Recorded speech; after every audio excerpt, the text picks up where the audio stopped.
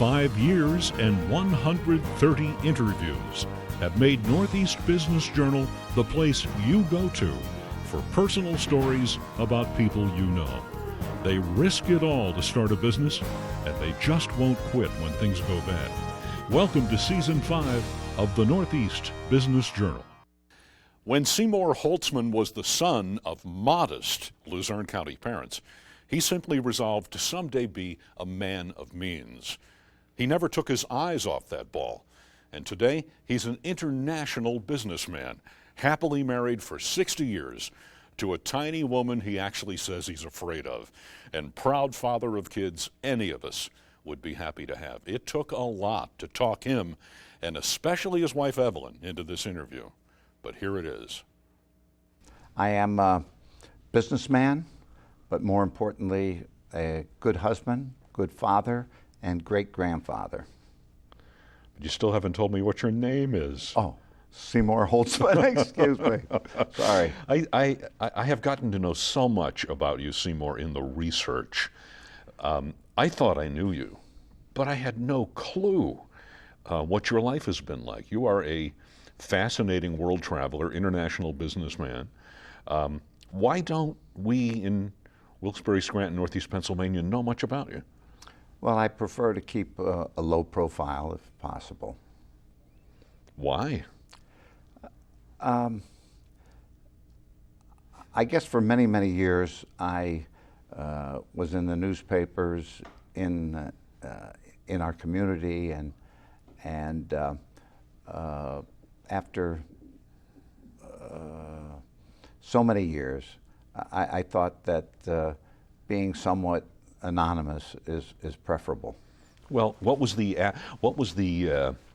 absence of being anonymous like in northeastern Pennsylvania? What were they saying about you in the paper that you wanted later to play down? Well, nothing specific, other than my nature is somewhat, I'm a somewhat shy person on the one hand, and I don't see any reason for me to be out there in the media.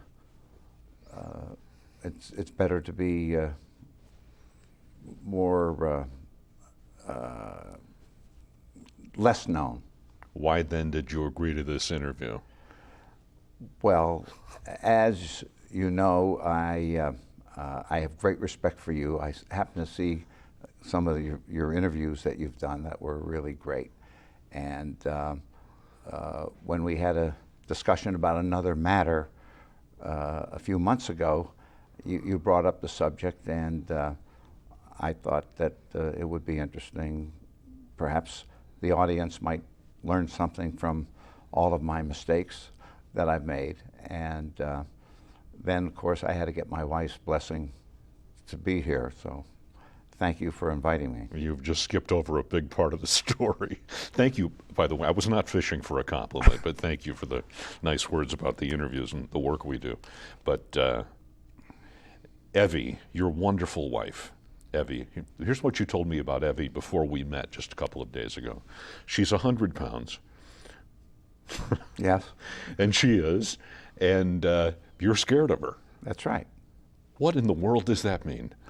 Well, I have an old saying, there's 3 arguments that you're never going to win.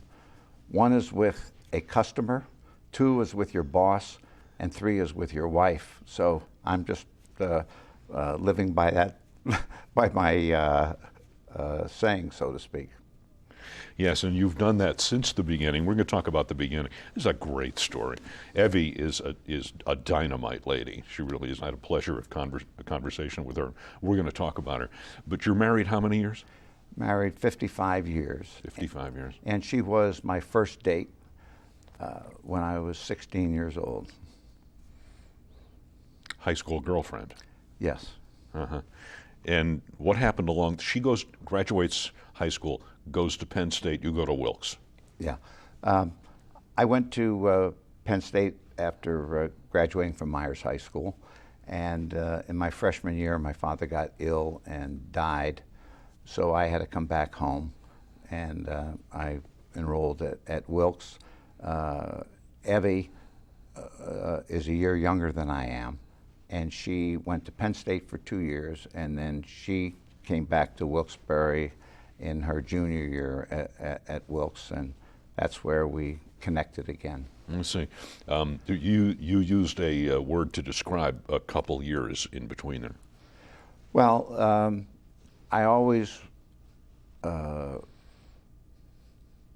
loved her, and after about our first year, she, as I call it, she dumped me. So, and then a few years later, we got back together again. And 50, how many years later you're married? 55 years. Wonderful story. You have very successful children who are now very much adults, in particular Mark, and many of you may remember Mark Holtzman, ran for Congress in this area. But that's another story. We could do easily an hour on Mark, and hope someday we will. You have, let's kind of cut to the horse chase, then we'll back up a little bit, because I want to talk about Evie some more. You've been all around the world. You have business all around the world. You're an international businessman. Evie made clear I'm not allowed to talk about wealth, so we won't. But you are extraordinarily successful. You've had some life lessons we're going to talk about. But you started with nothing. You are, correct me if I'm wrong, a self-made man. Yes, I am. Actually, when I graduated Wilkes, which was in 1957, I got a job selling advertising in drive-in movie theaters at intermission time, and I did that between my junior and my senior year, and then in college. In college, and in those days, the average college graduate in 1957 was earning about $4,200 a year, and I was making about $200 a week or more selling advertising, so I decided that I wanted to travel, and I graduated Wilkes on a Wednesday. Evie and I got married on Sunday, and after our honeymoon in Florida, we traveled to places from Texas to Virginia to Maryland, all over the country, selling advertising. Okay, so the year you started selling drive-in movie intermission advertising while you were a senior at Wilkes College, saying that at that time the average income of a college graduate was $4,500. You made $10,000. Yes. So I went where the money was, obviously. I asked you in our pre-interview about that self-made man thing and how you came from nothing. And I asked you when you knew that you were going to be very successful, when you knew one way or the other your relentless pursuit of success was going to happen. And ironically, Evie, your wonderful wife, wrote a poem that you have framed probably in at least one office. By the way, your Evie's maiden name is Crone, Evelyn Crone, before you're married. And there's no evidence whatsoever, practically speaking, that you're going to be hugely successful. She writes this poem. May I? Or would you rather read it? No, I'd rather have you read it. This is written by Evie. Your nickname is Cy. Not really, but... It was then? Then, so people called me that and other names. All right. Yeah. Your name is Seymour, but she called you Cy. Here's to Cy, a student by profession. With many interests, dancing is obsession. 2 packs of cigarettes, smoked 1/2 through. A closet full of clothes, I'm sure all are new. My ambition in life, he will proudly explain, is to own a ranch, some horses, and a plane, to tour Europe, and then perhaps to own a sports car that's real class. My philosophy in life, he will state quite seriously, is to spend my money and live deliriously. When set loose in New York, the mountains or such, to prove his point, perhaps too much. So to you, Cy, I wish the best, good health, good fortune, and all the rest. Make scads of money and maybe then I'll someday say I knew him when. When did she write that? She wrote that in March of 1957, and we got engaged the next month. I was so flattered by her poem, and then 2 months later, graduated college and got married. Just from what I've learned about you, she's prophetic. Yes. Really prophetic. Yes, she is. She saw it coming. Sure. Did you see it coming at the same time that she saw it? Yes. I was always a very ambitious person, and when I was 11 years old, I worked in a grocery store delivering groceries. When I was 13, I was a caddy at Skytop Lodge in the Pocono Mountains. When I was 15, 16, I was a waiter, busboy, bellhop up in the Catskill Mountains, and also once worked in Atlantic City. So I was always ambitious. I was always hardworking, and I loved making money, and I even liked spending it better. You know, Seymour, we look in, and by the way, you're about the 130th interviewee in this series over 5 years. We've had some wonderful guests share the lessons of their lives, one of which, it seems to me, has been consistent, but now you blow it out of the water. One of the consistent lessons has been the importance of saving your money. Saving your money as you're working, saving money to invest in eventually in a startup business. You said to me flat out, I spent it. Yes. Gambled too. Gambled gambling or gambled on business opportunities? Well, to be perfectly candid, when I was 11 years old and I worked in the grocery store, I played crap with the owner behind the meat counter. When I was a caddy up in Skytop Lodge, I lost all my money that I was earning about $13 a day, which was $65 a week, and I lost it all playing knock rummy. So those were interesting times. I got the gambling aspect out of me because I realized I was a terrible gambler. But I think just, again, from observation, please correct me if I'm wrong. I'm sure you will. I know if Evie were here, she'd be stomping around with some of these questions. Sure. But you are, to some degree, ostentatious in your lifestyle. And I don't mean that critically at all. I visited your Jewel Corps corporate headquarters in Wilkes-Barre, and there's spectacular art throughout your offices. Mm-hmm. Examples of an antique car in the lobby and so on. You've enjoyed spending, and you've not changed at all from that, have you? I think I'm getting a little more conservative, perhaps. I'm not sure, but I like art. I like flowers. Cars were never a thing for me. I know, I can tell. Yeah. And we're going to talk about that right now. I expected a man of your visibility, your international success, and all of those things. I look in the parking lot here, expecting to see a big, fancy, brand new, shiny, ultra expensive car, and there is a 1980 something Mercedes. Yeah, I have two cars. I have a 1984 Jaguar, which I call that's one of my cars, and then the other one was a rather interesting story in 1990, January of 1990. My son Mark and I put together a group of investors to invest into Eastern Europe. He was at that time. He was in Budapest on some business, and that's when the wall sort of came down. Communism went to privatization of businesses and so forth. So Mark and I had put together a group of investors, and we invested we bought a bank in, along with a lot of other people, in Budapest.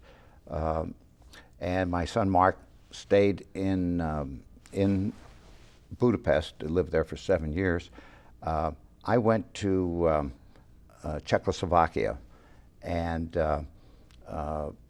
I went into the optical business because under the communist system, it took 90 days to get a pair of glasses. Okay, And- let's keep you right on focus here. You buy a building Right. in Czechoslovakia, actually, and one of the okay. tenants is the Mercedes dealer. Right. I got a 35-year lease on a building in Prague at the top of Wenceslas Square. And on the ground floor, I got Mercedes-Benz to be my tenant. And this is the dealer, not the corporation. Right, right.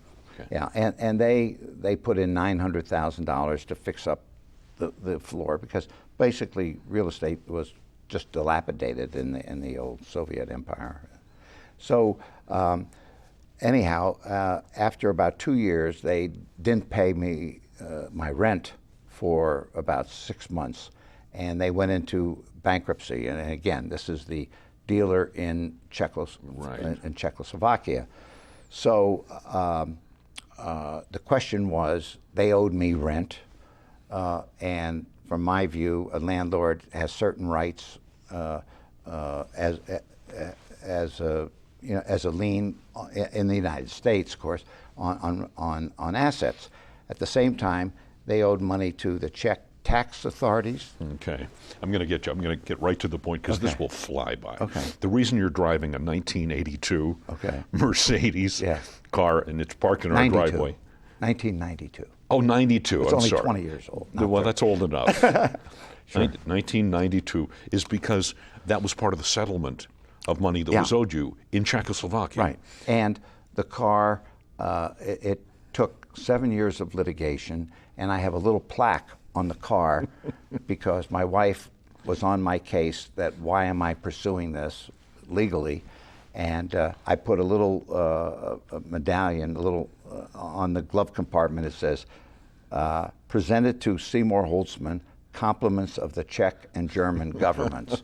And there is so much we could talk about, and the car is the least significant, but it's an example, I guess. What do you stand for? What does your life stand for as you look back on countless stories, only a handful of which we can tell in this program? Well, I think the most important thing is my character, and I think character says it all. Whenever I gave a person a handshake, that was a contract or an agreement in my mind. I've always been honest, straightforward in my business dealings, and I think that it is somewhat unique in the business world today, unfortunately. Yeah. When we had dinner, by the way, thank you for dinner on Friday night, you and Evie. I did pose for Evie and you, looking back on your career, and by the way, we're not talking in terms of retirement because you never will. Evie made that clear, as much as I think she'd like you to. Looking back on the defining moments of Seymour Holtzman's career and life, you took me in a lot of different directions, but she looked at you and said, Seymour, talk about the fork in the road. Mm-hmm. You were reluctant to do that, but I'm going to ask you to do it now. Well, I went public when I was 26 years old, 1962. 10 years later, I was on the New York Stock Exchange. And back in the middle 1970s, I was looking for an investment banker and had discussions with Bear Stearns of blessed memory. They were one of the victims. Yeah, right. And I committed to them that we would pay them an annual fee to be our investment banker. Shortly afterward, a friend of mine said that, who worked for Drexel Burnham, said that there's a guy by the name of Michael Milken who just moved from Philadelphia to California, and this person who worked for Drexel Burnham suggested and set up a meeting for me to meet with him in California, which I did. And as a matter of fact, he didn't even have an office, as I recall, then, Michael Milken. And he told me about what he was going to do, raise money for burgeoning For those of you who don't business remember, people. Michael Milken was king of junk bonds, Right. right? Okay. Yeah. So I was very excited and thought that this was the place that I should be because I still wanted to do a lot of transactions and so forth. And a few days later, I got back to the East Coast, and I had committed to this person that at Bear Stearns. And it was a handshake. That was a handshake. It's a handshake agreement at this point, no contract. Right. And I decided that I was going to keep my word with Bear Stearns. Even though the Milken deal was lucrative. Yeah. Well, Milken did a lot of good things. There are one of our local people, Mr. McGowan, Monsignor McGowan's Of course. son, had a MCI, which was His brother, actually. That's his brother. Yeah. Bill McGowan. I happened to be at a meeting with Drexel when I was sitting at his table when everyone was chastising Michael Milken. He started, as you know, a telephone company in competition with AT&T. MCI. He couldn't raise money from any place else, and Michael Milken was the guy that raised the money for him.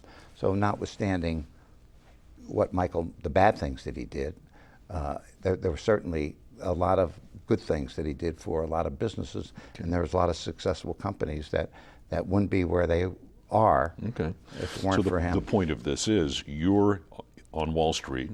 Bear Stearns is your banker, if you will, your investment banker. You have a handshake agreement with Bear Stearns. Into the picture comes Michael Milken. You meet him, and what he had to offer, even to this day, you believe would have been much more lucrative for you. But in spite of that, you kept your handshake agreement. Yes. And Evie refers to that as the fork in the road. Yes. Why does she call it that? Well, my experience with Bear Stearns, which was over about a 7 or 8 year period of time, they disappointed me, and it was not a profitable relationship at all. I'm doing the pause on purpose. Yeah, that's a fact. So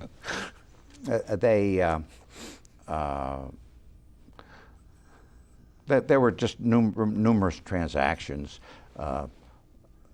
Would you like me to get into them? No. We Okay. need to. Let's. When you say Bear Stearns, go back a little bit. Bear Stearns was our bank. Who is the our?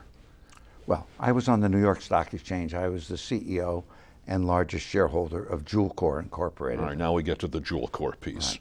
But you had partners at that stage. And what year are we talking about here? With Bear Stearns? Yeah, and okay. Jewel Corp. And Jewel Corp. Well, Jewel Corp, the predecessor name was Suburban Directory Publishers. I went public in 1962. I was 26 years old. At the time, Marvin Roth and Eugene Roth, along with a third person, invested some money into our business. And at that time, I had an associate by the name of Frank Casella, who was also with me in the business. All right. I think we need to establish the ground floor of who Seymour Holtzman became. Born and raised and really got your feet on the ground, northeastern Pennsylvania. How you come back from traveling the country selling intermission advertising and drive-in movie theaters. You and Evie, you're married. You come back under what circumstances to northeastern Pennsylvania? I came back because I got a job here working for Channel 16 for about a year, selling advertising on Channel 16 television station here, the ABC affiliate. All right, a flair for sales. Yes. And obviously that flair for sales first presented itself where, do you think, and when? A flair for sales. When I got the job selling advertising in the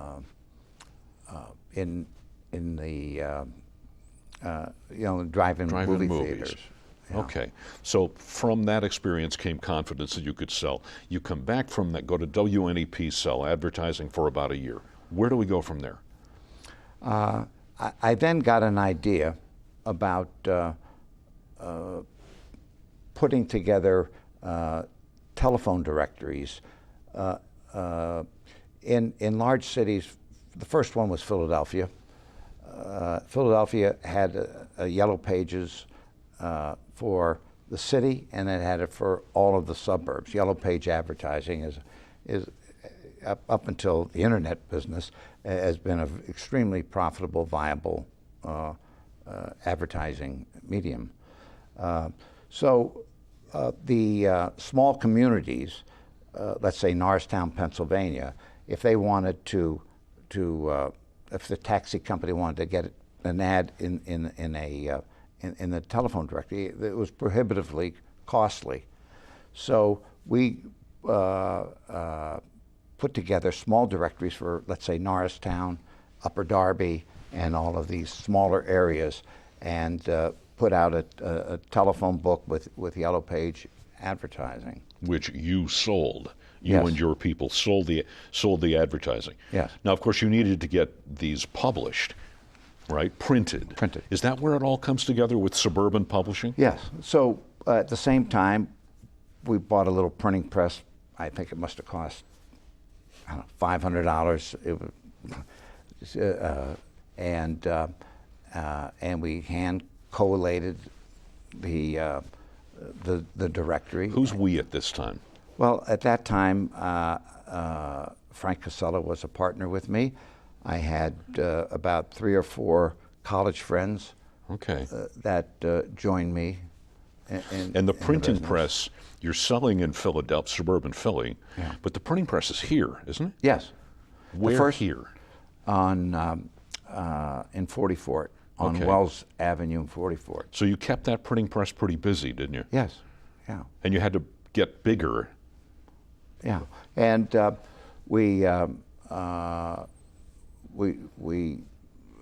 as our business was growing, we needed money, and as I indicated to you, we got some investors, the Roths, and another gentleman by the name of Saul Rubel invested some money into us, and we still, in a growing business, needed more money.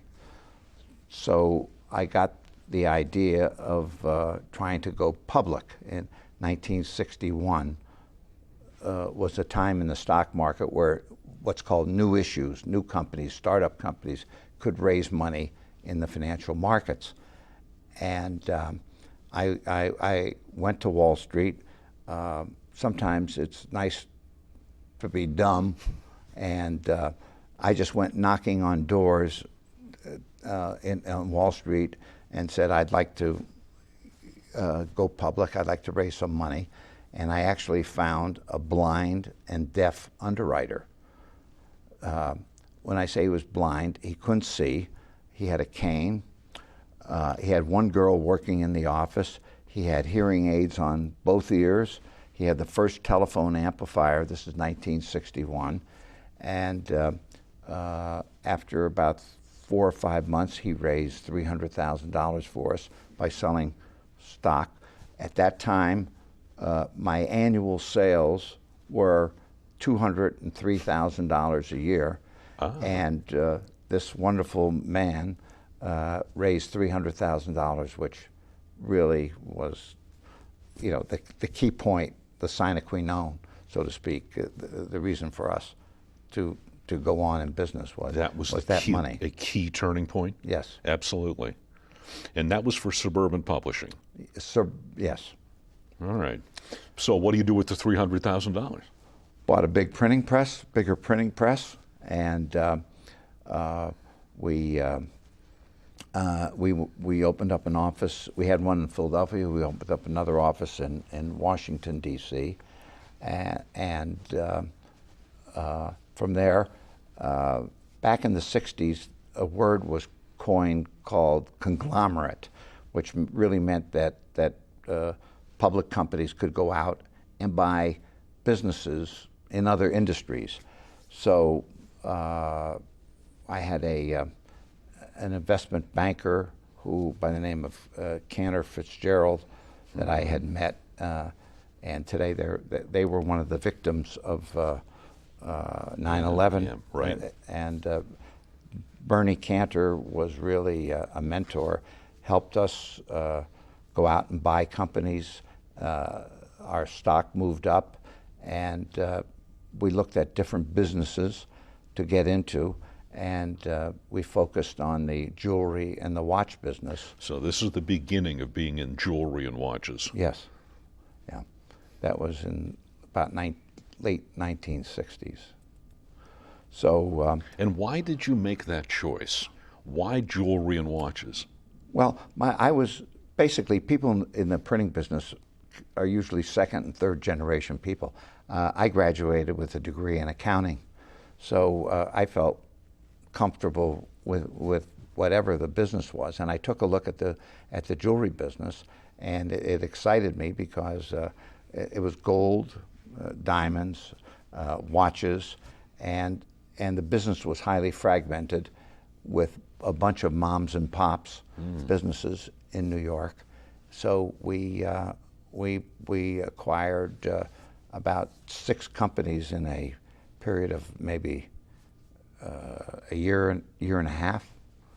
I think it was about 9 or 10 companies that we bought. And 1971 we got on the American Stock Exchange, and then 1972 or 3 we got on the New York Stock Exchange. All right, let's bring the story back to northeastern Pennsylvania. You're big time, but even that you're still a young man when this is happening, right? Yeah, 19. When I was on the New York Stock Exchange, I was 36 years old. Okay, so this is where, for you folks who are watching, Jewel Corps, the name Jewel Corps may come to mind. There were a couple of Jewel Corps stores in northeastern Pennsylvania. How did you get into retail? You acquire the jewelry and watch businesses, and how did you start retail stores? Well, it seemed to, today there's a word called vertical integration. They didn't have that word 40 years ago.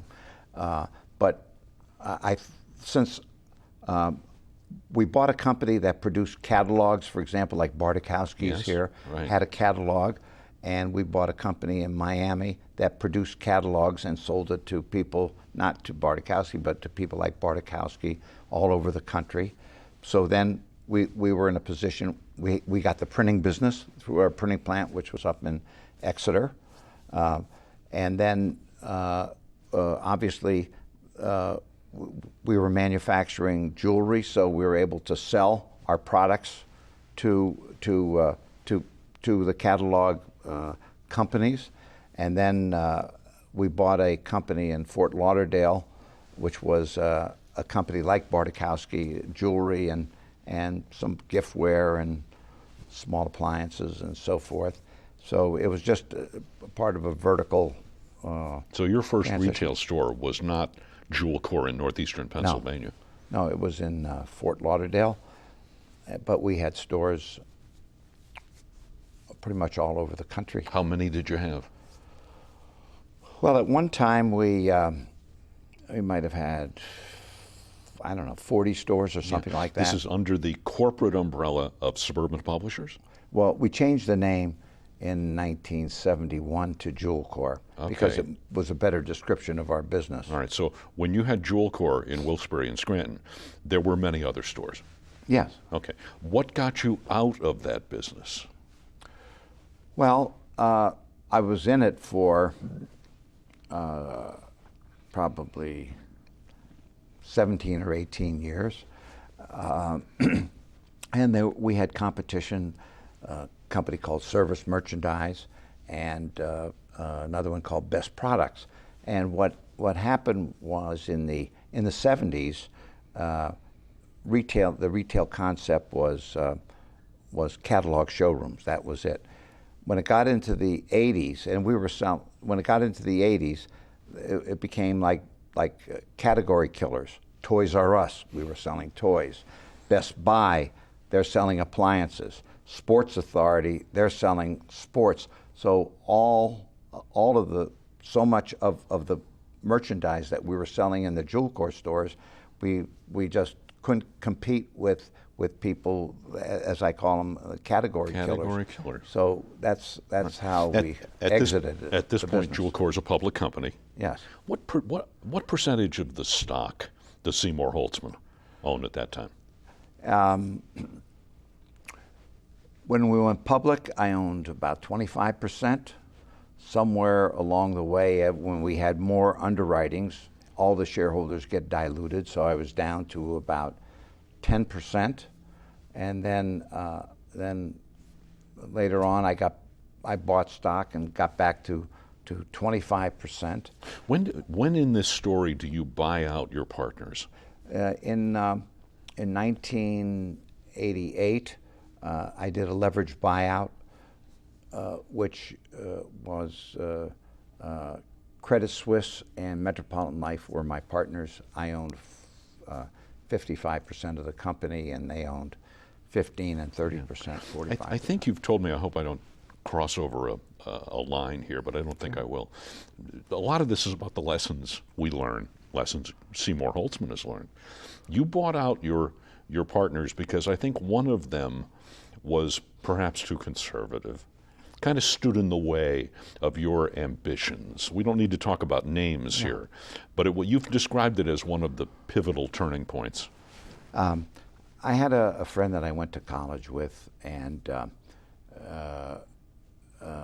after I went in business a few years later, I invited him to come and work for me, and then he became a partner with me in the business, and we were close friends, and he was a partner with me for probably 25, 26, 27 years, something like that.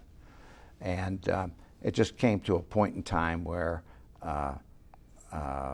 we had different views about where we were going, and so the way it was settled was I got two institutions to back me and buy out all of the shareholders of the two companies. One was Jewel Corps, and then the other one was called Gruen Marketing, which was the Gruen watch company. Yeah. And that was on the American Exchange. I was the CEO of a New York and American Exchange company at the same time. You still own Gruen. I think one of your sons is running it, right? No, I don't. No, my other son is in the watch business, but not Gruen. Not Gruen, no. Okay. I think you told me, we go back to the partners and buying them out. The partner in question here was, you said, who saw his role as a devil's advocate. You wanted to keep propelling forward, and the partner, you use your own words, kept finding reasons not to do it. That's correct. Sometimes, when you have a relationship, a business relationship, there comes a point in time where there's some different views and they weren't reconcilable. So that's what happened. I had a vision, and I was clearly more ambitious than he was, and he was more satisfied with the status quo. Okay. You told me in our pre-interview also that there was a time when you weren't low-key. When we first started the interview, you said you prefer to be low-key, but there was a time when you were visible. What does that imply? Was there a time when perhaps the reputation of Seymour Holtzman was a real tough guy, ruthless? I would describe myself in simple terms. I am the world's best friend, and I am the world's worst enemy. In other words, I expect people to live up to their commitments and so forth, and I pride myself, and I enjoy helping people. But in business, unfortunately there's a lack of character too many times, and so when someone does something wrong, doesn't I can be a very aggressive. Aggressive was the word you used. Okay, enough on that subject. Let's go back to Jewel Corps. Category killers, you've got to fold your cards. Yes. But you obviously survived. You thrived. Is that diversification? As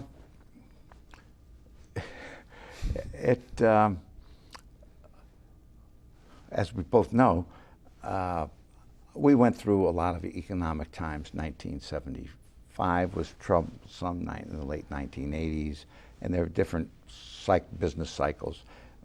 We just went through in 08, 09, and 010 probably the most traumatic. But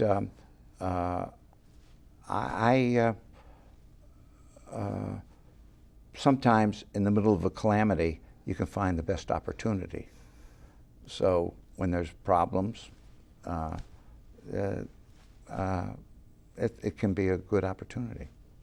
Well, let's get a little specific. You've got to fold the tent called Jewel Corps. Yeah. Seymour Holtzman's tent doesn't get folded. No. You go on.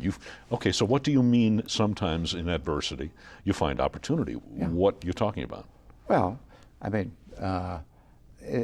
that's just part of the business cycle. In the late 90s, back in the 90s, the internet and technology companies Wall Street was just throwing money at them, and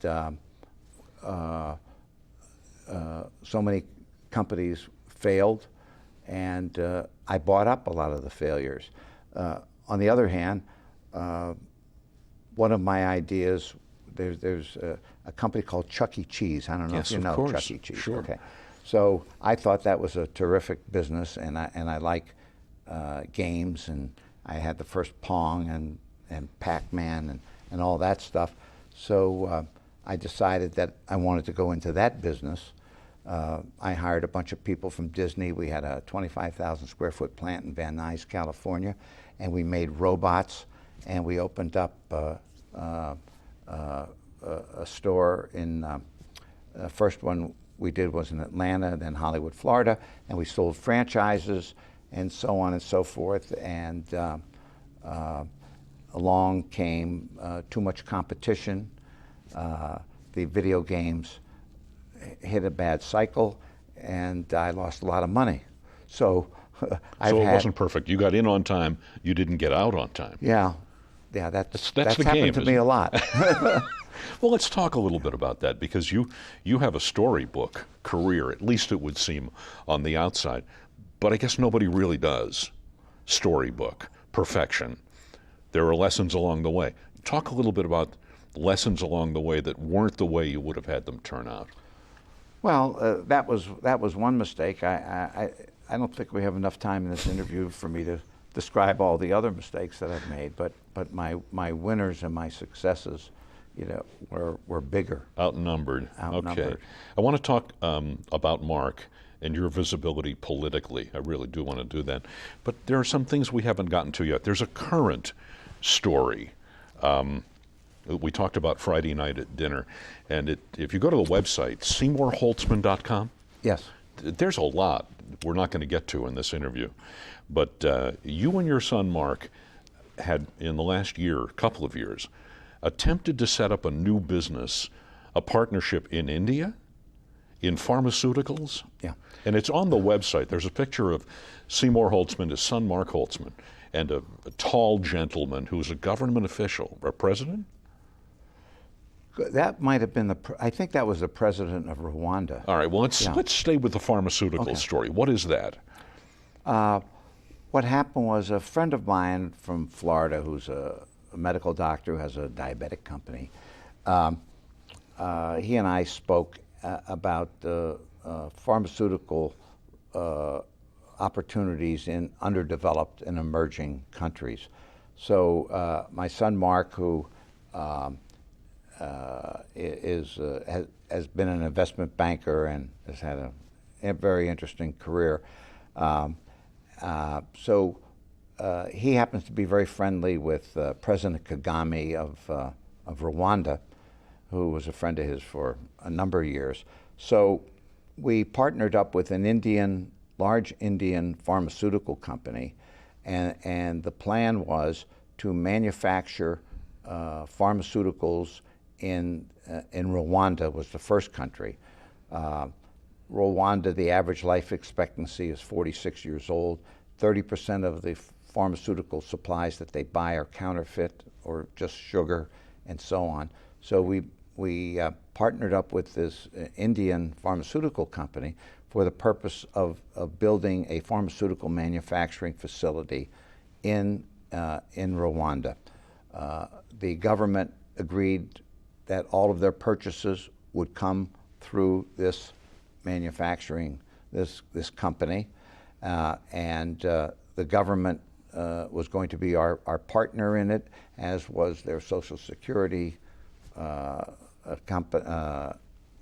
department, and so forth. And we were just terribly excited because this was, with the average life expectancy being 46 years old, the ability, and with the chronic problems they had with counterfeit, we thought that manufacturing there, that we could help the country and the people there to live longer. At the same time, it was a financial opportunity because the government was committing to us a long-term contract to buy all their needs through us. And then how long did it take to get that in place, to line that up? That took about 4 or 5 months to get the agreement with the government. From vision to agreement? Yeah, only 4 months. or 5 months. Okay. And maybe 6 months. Okay. Something like that. And we also we went to our son Mark's also good friend is Gamal Mubarak, President Mubarak from Egypt, and we were we met with Gamal, and we had an agreement to partner up with the government in Egypt to manufacture pharmaceuticals there, in that country, under the same agreements as we had to in Rwanda. And then we had another Russian republic called Tatarstan, where we signed an agreement. Okay, the point of the story here is the whole thing blows up. Yes. What happens? Well, the agreement that we had was that it would take about 2 years to open up our first facility. So in the meantime, the government was committing to buy all of their 70% of their requirements from the Indian company, which was located in India, and that profit would be shared with us and with the government entity, which was the distribution of pharmaceuticals there, and the Social Security Administration. And at the last minute, our partner decided that he wanted all of the profit. So, and it said he wasn't making money, and I said, if you're not making money, don't sell it to him. But so that thing imploded. What's the lesson of that? What do you and Mark learn from that experience? Samuel Goldwyn once said, a verbal agreement's not worth the paper it's written on.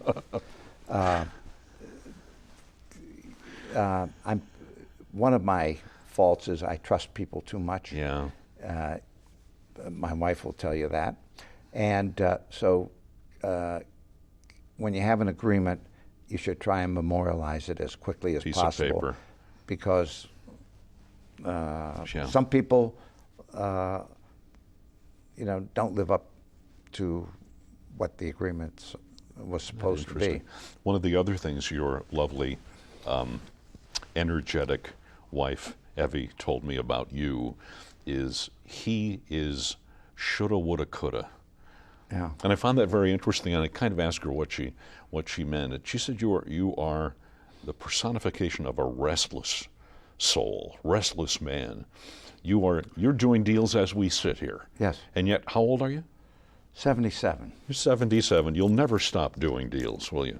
No, as a matter of fact, I had emails today. I have somebody over in Vietnam right now. We're talking about opening up a LED lighting company there, importing some manufacturing, and some other business opportunities in Vietnam right now. He just arrived today. And then we have something else going on in, a friend of ours manufactures LED lighting. As we all know, incandescent lights are going out. Let's talk politics. Big part of the story, and we have 3 minutes left. Okay. You believe it or not. Okay. We'll be showing during these 3 minutes pictures of you and Evie and Mark with various presidents. When did this start? I presume it was with Mark, your son. Yeah. Quickly, when Mark was 16 in 1976, he took $50 out of his bank account and sent it to Ronald Reagan. He was invited to the convention, which was in Kansas City that year, and Reagan, of course, lost. And traditional wisdom was that he would not run again because he'd be too old. Shortly after that, Mark had contacted him about a speaking engagement in Chicago for an industry that I had an involvement with, and we brought Ronald Reagan to speak to our group in Chicago. Subsequently, he came to here, so that was how we first got to meet the president. But it goes on from there. Several other presidents. How did that all happen? Well, our son Mark, I'm embarrassed to tell you that basically up until then, my wife and I hardly voted, and he made us to take some positions and to support local congressmen at the time, Jim Nelligan, and President Ford was at our house in Pennsylvania. Mrs. Bush was there. Mrs. Reagan was all in also your in our home house. here. Yeah, in Kingston. Yeah. You really don't want to talk much about it, do you? Well, it's been extremely interesting. We happened to be in the White House the day President Reagan, when he got shot, he came down on the lawn of the White House on Marine One, which is the helicopter. Yeah, sure. And Evie and I happened to be there at the time, and along with about 10 or 12 people, met him there. It was quite a momentous occasion, and we were at the first state dinner at the White House, and so we've had some very interesting experiences. Okay. 30 seconds. You are a nationally known shareholders' rights advocate, and you take very strong position on this, and you've been known to have very strong positions on the overpayment of compensation to public company executives. I'll give you 20 seconds to talk about that.